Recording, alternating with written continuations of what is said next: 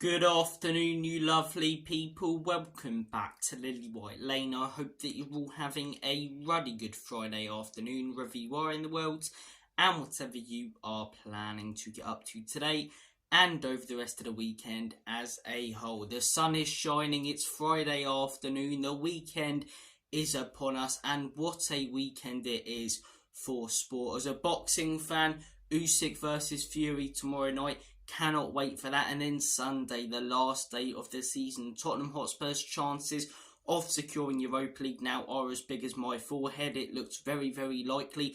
And Arsenal look set to throw away another league title as City, if they beat West Ham United on Sunday, will secure the Premier League. So look, it should be a good weekend. But I wanted to come on here for the final time this season and preview Tottenham Hotspur's last game, as the boys are set to travel to Bramall Lane to take on Chris Wilder's Sheffield United. And let's not beat around the bush, we should be destroying these. We really should. I get they've got nothing to play for, but that can work both ways. That can make them, want to turn up because there's no pressure, or because there's nothing to play for, they're completely terrible, like they've been, in all honesty, all season. I try and, give a little bit of credit to opposition teams when we do these match previews. It's hard to with Sheffield United. What I will say is their fans have been spectacular all season, but that team have been horrendous. I mean, conceding 100 goals. Yes, you finished bottom, but 100 goals conceded, being destroyed and battered like a haddock down your local fish and chip shop every week at home. A 5-0 against Villa, a 6-0 against Arsenal. And those are top teams, right? But you're also conceding 5 at home to sides like Brighton. No disrespect to Brighton, they haven't been brilliant this season. So we should be putting a few past these. If we play like we did against Manchester City, I think we can win this game, in all honesty, 4 or 5-0. But us being Tottenham Hotspur, we won't play like we did against Man City. What I predict for this game is that we'll start off slow. We'll make it far more difficult than it needs to be. We'll probably concede first, then we'll come out in the second half, have a good spell for around 20 minutes, and put them to bed with 2 or 3 goals. So I'm going to say 3-1 Spurs win. I do think we will win this game. I think we should win this game.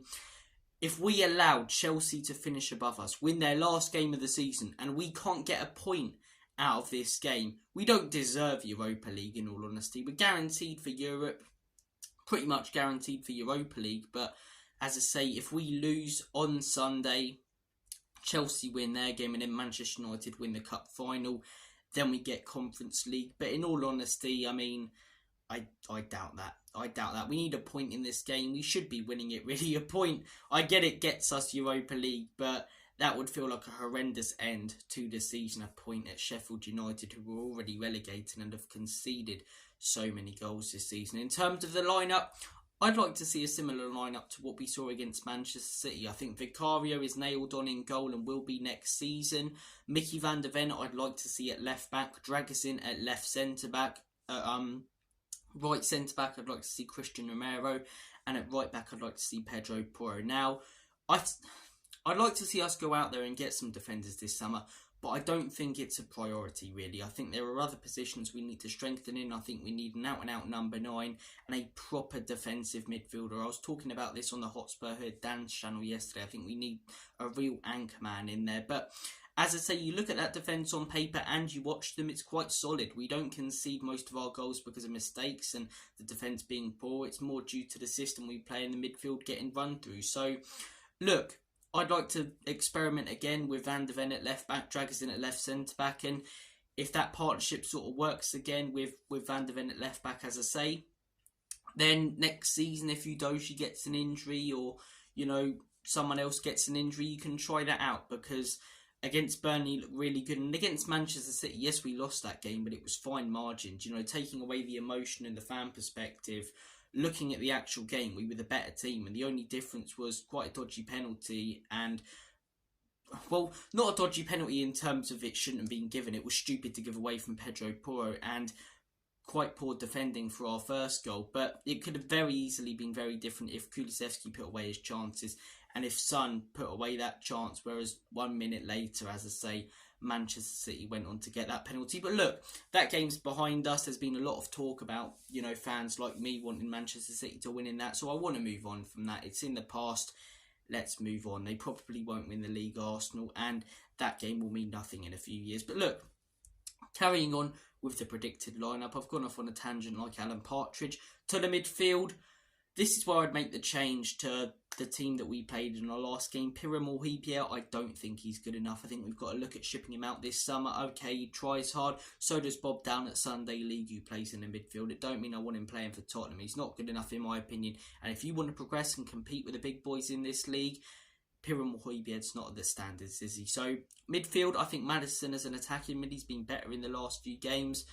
I think Rodrigo Bentancur and I think Papi Matasar. That's what I'd go with. It'll be interesting to see what Ange Postecoglou will go with. Probably Bissouma, Bentancur and Maddison. But I don't think Sar's really deserved to be dropped. I think he's been probably our most consistent midfielder this season. And, you know, I definitely think there's a big future for him at this football club. In terms of the front three, none of them have been good enough. None of our attacking players recently. But if I had to choose Richarlison, as I say, he's not really fit, is he? I'd want Dane Scarlett as a striker. Give him a chance. This last game of the season, Sheffield United, we need a point. But what I think Ange will go with is Heung-min Son, Brennan Johnson and Dejan Kulusevski. What I'd like to see is Dane Scarlett, Jamie Donnelly and bloody Brennan Johnson. Give the youth a chance. But at the end of the day, that's what I want to see. I want to see Dane Scarlett and Jamie Donnelly start for Spurs in this last game of the season. I also want to go on a date with Margot Robbie. Neither's going to happen, is it? But look, predicted lineup, as I say, I think that's what Ange will go with. I'd make a couple of changes. I think we should win this game quite comfortably. As I say, Sheffield, they've been a very, very poor team all season. And once we finish this game up, we can assess the season. You look at Spurs, if we do end up finishing 5th, which we really should, it's a decent first season for Ange. I'm not going to say it's a great first season because this year we've been 16th in the Premier League 2024 based on results. But we started so well, I think it raised a lot of expectations. And for a first season, when we lost Kane 2 days before, all the drama and craziness at the football club last season, I think 5th's a fairly good season. It's a fairly good season. If we do go on to get 5th, which as I say, I think there's a bigger chance, or the chance of us getting 5th is just as big as my forehead. But if we do go on to get 5th, as I say, I'd like to see Ange Postecoglou back in the summer, and we'll see what happens next season. It's hard to predict anything for next season until we see the signings that are made, but I'm hoping that the owners and Postecoglou go out there and bring in a proper number 9 and fill those holes that clearly need filling in that team, which aren't good enough. So, look, for a first season, it's not been bad. Personally, I'll judge Ange Postecoglou if he's given the tools to build a table and he can't put the legs up next season. But we'll see what happens. We will see what happens. Look, Ange out. There was a little bit of that stupidness over the last few weeks. That's calmed down a little bit. And as I say, finish this game up, we can assess the season. There's been a lot of positives, a lot of negatives. Just want to get this one sort of out of the way, end the season, move on to the Euros, which should be exciting. And all is good. All is good. Guys, I want to hear your thoughts and opinions on Tottenham's season. We'll have a season review out sometime next week. I don't know when, but it will be out soon after the season. And I know we're a Tottenham channel, but I'm also a massive football fan. I'll get some Euro content out, as I say, over the next few months, and obviously your daily transfer news, so you don't have to worry about the season ending and not getting content on this channel. But as I say, cheers for watching. It should be an interesting one. I'm going 3-1 Spurs. Want to hear your thoughts and predictions in the comment section down below. Take care, all the best, have a smashing day and weekend, and as always, come on you Spurs, in Big Ange we trust. Enoch and Levy.